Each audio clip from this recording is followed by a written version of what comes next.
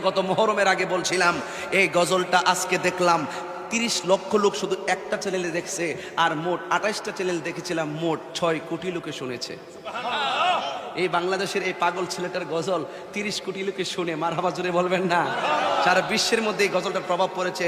বিশেষ করে রিয়াকশন হয়েছে ইরাক, রিয়াকশন হয়েছে ইরান, রিয়াকশন হয়েছে পাকিস্তান, রিয়াকশন হয়েছে ইন্ডিয়া, এবং বাংলাদেশে সবচাইতে বেশি মানুষ এটা শুনেছে।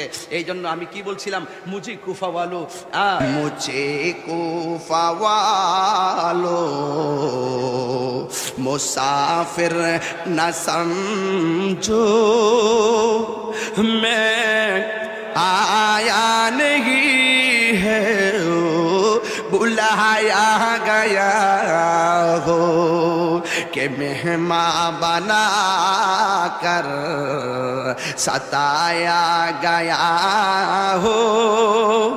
मैं रोया नहीं हो रुलाया गया हो।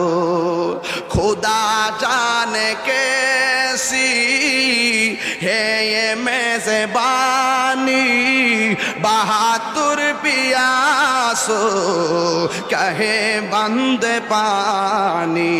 আল্লাহু আকবার বলেন। এটার বাংলা কি জানেন? হে কুফাবাসী আমায় মুসাফির ভেবো না, আমি এমনিতে আসিনি, দাওয়াতে এসেছি। ঠিক কিনা? তোরা তো আমরা দাওয়াত করে আনছি, আপনারা দাওয়াত করে আনছেন না? আমার দাওয়াত করে আনছেন না?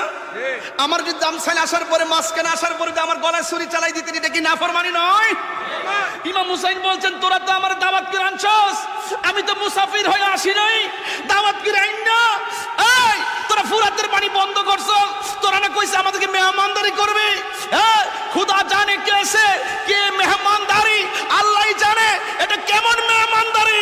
পানি পান কর না করাইয়া ৭২ জনের জন্য পানি বন্ধ করে দিয়েছস, তোরা আমাদের জন্য ফুরাতের পানি বন্ধ করেছিস, আর আমার আল্লাহ আমাদের জন্য হাউজে কাউসারের পানি বন্দোবস্ত রেখে দিয়েছে।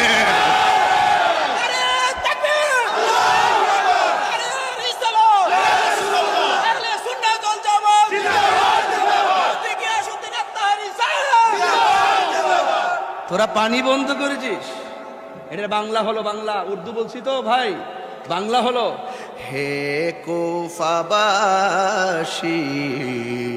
আমায় মুসাফির ভেবো না, আমি এমনিতে আসিনি, দাওয়াতে এসেছি।